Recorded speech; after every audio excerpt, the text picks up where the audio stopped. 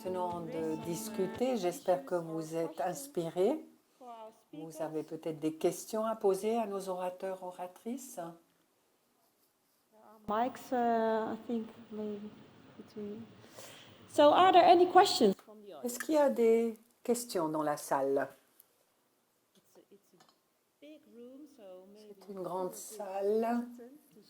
Alors n'hésitez pas, s'il vous plaît. C'est pour cela que nous sommes là. Et nous avons beaucoup de temps pour cette discussion.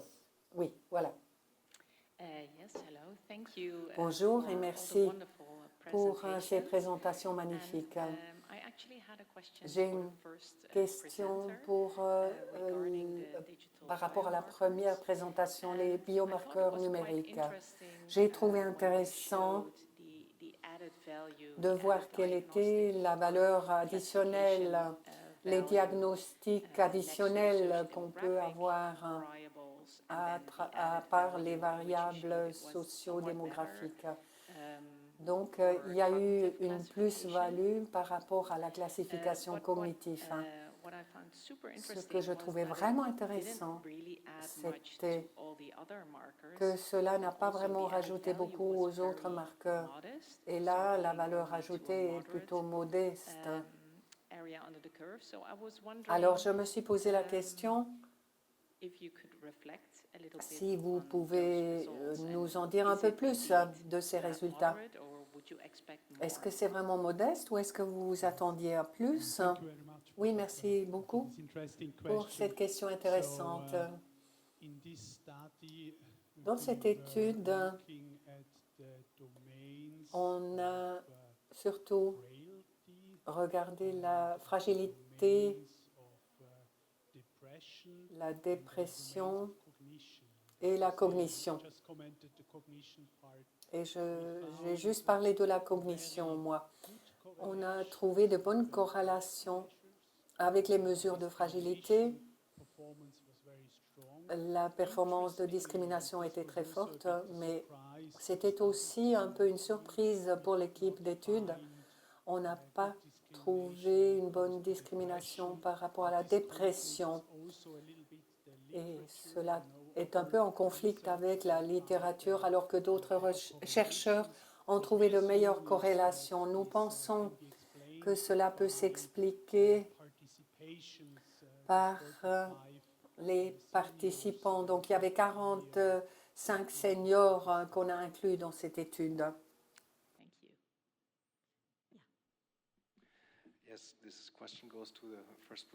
C'est aussi une question pour la première présentation qui va un peu dans le même sens. Vous avez présenté les différents schémas. Les deux personnes, 83 ans, une personne saine et une autre qui avait un trouble cognitif. Alors la question est, c'est une différence entre deux personnes, mais est-ce que vous allez peut-être différencier de façon longitudinale pour voir qu'il y a quand même des personnes actives qui n'ont pas vraiment des routines journalières qui peuvent changer dans le temps. Deuxième question, c'est aussi en lien avec cela. Dans la phase de mise en œuvre, avez-vous des anecdotes ou des commentaires par rapport à des faux négatifs ou des faux positifs?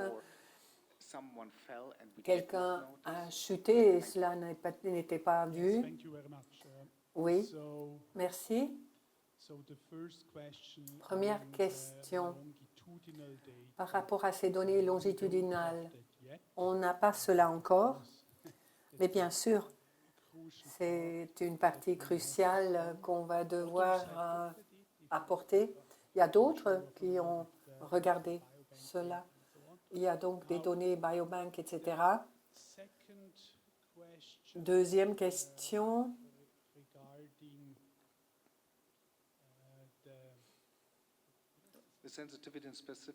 En ce qui concerne la sensibilité, la spécificité, les fausses alertes, surtout dans un hôpital, c'est quelque chose d'important.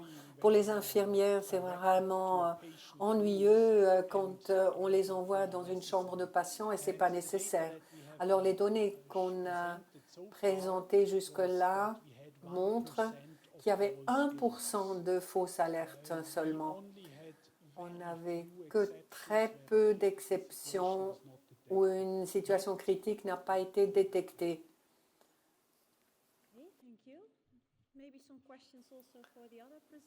Peut-être des questions pour les autres orateurs, oratrices.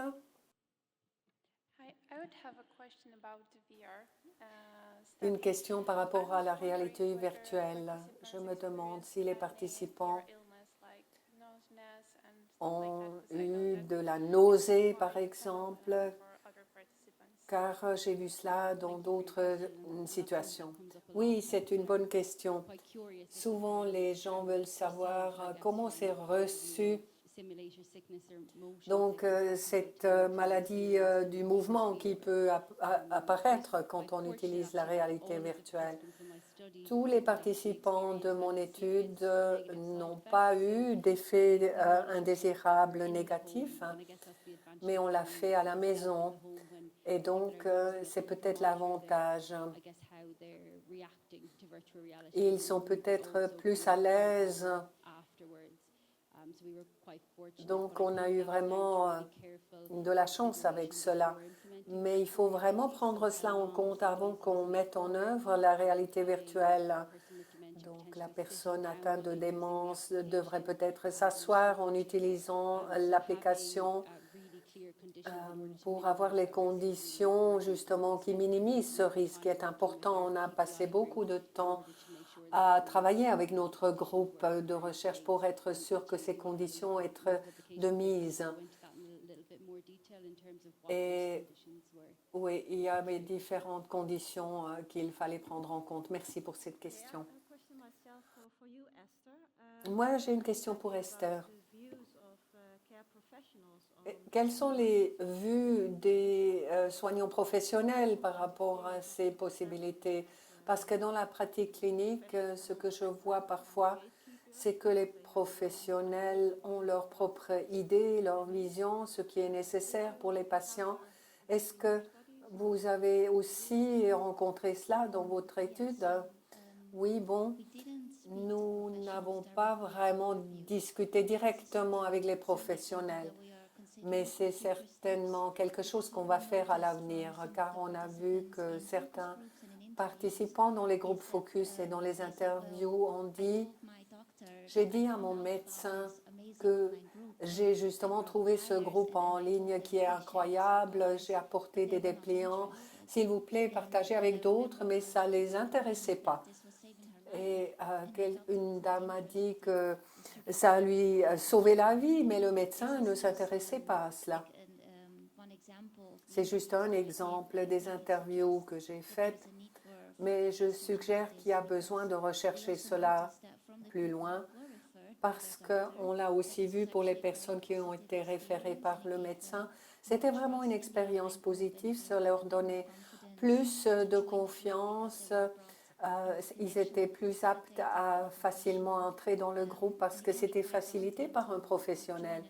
Parfois, c'est difficile de faire partie d'un nouveau groupe. Donc, si on a du soutien comme cela, c'est quelque chose de bon. Vous reconnaissez ça, Lizzie? Vous voulez dire quelque chose? Oui. Oui, c'est effectivement quelque chose qu'on a aussi vu avec notre programme. C'est toujours vraiment bienveillant. Ils veulent protéger leurs clients. Ils ne veulent pas les charger avec trop de choses nouvelles ou ils pensent que peut-être c'est trop pour eux. Et donc, Partner in Balance est aussi en ligne et souvent on me dit, mais mon client ne savent pas utiliser la technologie, ce n'est pas pour eux. Ils sont tellement occupés déjà. Mais on essaye toujours d'expliquer dans la formation qu'il est important de savoir que les gens vont justement savoir mieux gérer une vie active avec toutefois un diagnostic de démence. Donc, ce n'est pas pour charger les gens, mais plutôt pour leur faciliter la vie. Donc, les gens qui n'ont pas de tablette ou de téléphone mobile, il y a aussi des options offline, mais bon, les gens ont donc le choix, ils peuvent choisir ce qui leur convient. Je voulais demander une question quant aux Partners in Balance. J'étais fascinée à voir combien de temps vous avez donc passé à faire votre étude. Et c'est une question de design. Alors, mes collègues dans l'industrie pharmaceutique depuis Covid sont très intéressés car on a appris qu'on pouvait faire des vaccins très rapidement. Donc, ces phases 1 à 4, ça allait très vite. On ne les utilisait même pas, ces phases. Et maintenant, on réfléchit comment on peut transférer ça d'une condition à l'autre sans devoir passer à travers toute cette recherche qui est nécessaire. Et donc, quels sont les effets négatifs? C'est quelque chose qu'on ne pouvait pas tester. Alors, ma question est la suivante. Si on voulait réduire les processus longs qui sont nécessaires lors de ces interventions complexes qu'on utilise dans ces différents cadres, vous avez donc parlé de votre voyage, des différents pièges, etc. Est-ce qu'il y a quelque chose qu'on peut faire pour accélérer le travail pour qu'on puisse l'amener plus rapidement dans le monde? Et puis deux, avoir les politiciens et les assureurs à bord qu'ils voient que quand on fait une recherche de longue date, peut-être les choses ont changé entre-temps et on ne peut pas mettre en œuvre ce qu'on a trouvé 10 ans plus tard. Peut-être vous n'avez pas vraiment une réponse à cela, mais je voulais vraiment la poser. Merci. Merci. C'est une question qui nous concerne tous, car la technologie change rapidement. Quand il faut attendre 10 ans pour mettre cela en pratique, c'est déjà ancien et que les gens utilisent quelque chose de nouveau. Dans la recherche, il est important de regarder d'autres études, pas seulement les études randomisées contrôlées pour évaluer ces technologies. J'ai aussi parlé du fait qu'il faut donc inclure les acteurs dès le début et aussi les personnes responsables de la politique pour voir si ce projet est intéressant pour le gouvernement qui finalement va financer tout cela. S'ils sont inclus dès le début, ils sont bien sûr intéressés à accélérer le processus et adopter cela plus vite que dans les 10 ans. Mais il y a quand même cette efficacité des coûts. On y est presque, on y est presque. Je ne suis pas sûre de voir les mains levées plus loin. Ah oui, il y en a, s'il vous plaît. Oula, je suis là. Donc, quelque chose qui a été posé comme question à Esme et Lizzie. Partner in Balance est bien sûr une intervention très importante. Cela se base sur la résilience des proches aidants. Mais il y a d'autres initiatives qui sont similaires. E-support de l'OMS, il y a aussi quelque chose à Flandre. Est-ce qu'on ne devait pas comparer ces différentes interventions qui ont le même but pour s'assurer à ce qu'on investisse dans l'intervention qui soit la plus juste, qui coûte le moins cher? Est-ce qu'il y a quelque chose comme étude comparative dans ce sens? Je ne suis pas sûre d'avoir tout compris. Mais vous dites qu'on devrait combiner ces différentes interventions. Si, en tant que consommateur, on va comparer TripAdvisor pour sélectionner un hôtel, etc. Ici, on a au moins 4 interventions similaires avec le même objectif. Comment peut-on comparer un pays qui n'a pas d'intervention et qui voudrait renforcer la résilience des proches aidants comment choisir la bonne option? Est-ce qu'on peut comparer ces différentes possibilités? Il y a beaucoup d'interventions qui sont là pour améliorer la résilience des proches aidants, mais il n'y a pas toutes les interventions qui sont disponibles une fois qu'on a terminé la recherche. Alors, dans notre processus de review, on a vu plein d'interventions avec des objectifs similaires, mais qui se sont terminées parce que le budget de recherche n'était plus disponible. Alors, on n'avait pas pensé à faire du marketing. Heureusement, il y a encore quelques interventions qui sont disponibles. Donc, les bases de données, les organisations de patients, Alzheimer Pays-Bas, par exemple, vont les mettre sur le site web pour que les gens sachent ce que sont ces interventions pour faire un choix éduqué. Oui, ce n'est pas nécessairement similaire. Il y a souvent des choses qui sont semblables, mais cela peut aussi être complémentaire.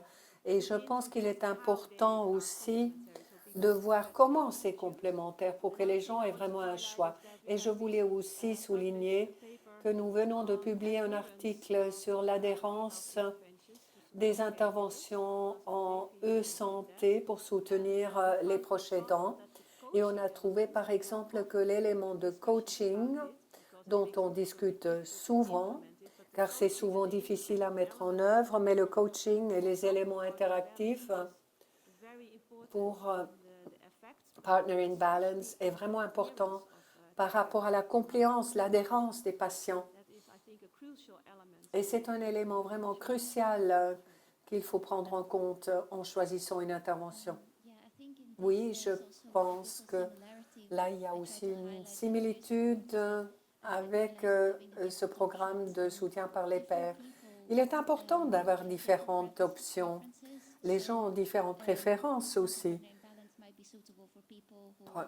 Donc, Partner in Balance, ça peut être pour des personnes qui ont des difficultés à quitter leur maison, ou bien des personnes aussi qui ne peuvent pas rester seules à la maison. Donc, un collègue m'a dit, avec ces interventions en ligne, il n'y a peut-être pas assez de sphère privée à la maison. Quelqu'un voudrait parler de ses difficultés, mais la personne atteinte de démence est là et ça peut être difficile. Donc, c'est mieux de voir la personne ailleurs. Donc, il est bon d'avoir une telle variété de différentes interventions disponibles pour soutenir les personnes selon leurs choix et selon leurs besoins. Il y a encore une question là-bas? Merci. C'est une question pour Esther. Merci pour cette présentation brillante par rapport au soutien par les pairs en ligne. Quelles sont les règles de base par rapport à ce groupe? Est-ce que vous avez réfléchi aux thèmes qui sont permis ou pas qu'on peut amener dans ce groupe? Oui, merci pour cette question. Et effectivement, il faut avoir des règles de base. C'est quelque chose qu'on a vu dans les différentes sous-études pour les plateformes basées sur le texte, mais également pour les réunions en ligne. Donc, on l'a aussi inclus dans notre guide. Les gens ont dit, par exemple, que pour les vidéoconférences, il est important d'avoir des règles de base avec le groupe. Il y a aussi une procédure qui fait que si quelqu'un est agité ou stressé dans la réunion ou quitte la réunion brusquement, qu'on va donc prendre contact après avec cette personne.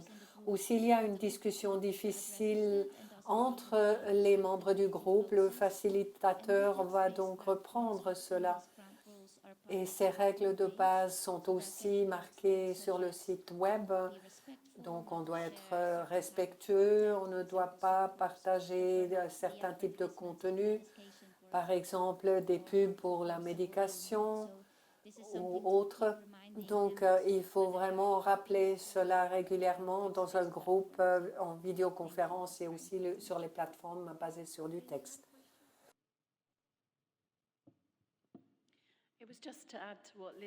C'était pour ajouter à ce que disait Lizzie. Je travaille avec le programme Care Coach qui est donc aussi comme Partner in Balance. Et donc, la mise en œuvre est vraiment liée au contexte. Vous l'avez aussi dit, Lizzie. Mais j'aimerais le souligner encore combien c'est important. Et vous parlez de différentes interventions qui se créent dans différents environnements. Il y a différents mécanismes qui entrent en jeu et différentes populations. Et donc, il faut vraiment focaliser la mise en œuvre sur le contexte dans lequel on veut donc travailler. Est-ce qu'il y a d'autres questions?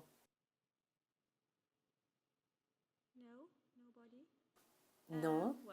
Eh bien, alors, j'aimerais aussi souligner le réseau Intedem qui est donc vraiment un endroit où on a les différents thèmes qu'on a mentionnés. Yann, tu l'as aussi dit, il est important qu'on collabore au niveau de ces réseaux pour savoir quelles interventions différentes voient le jour et on peut comparer, échanger, collaborer. Alors, si vous voulez devenir membre, alors venez voir notre stand ou notre site web. Et j'aimerais justement remercier nos orateurs, oratrices excellents. Merci beaucoup.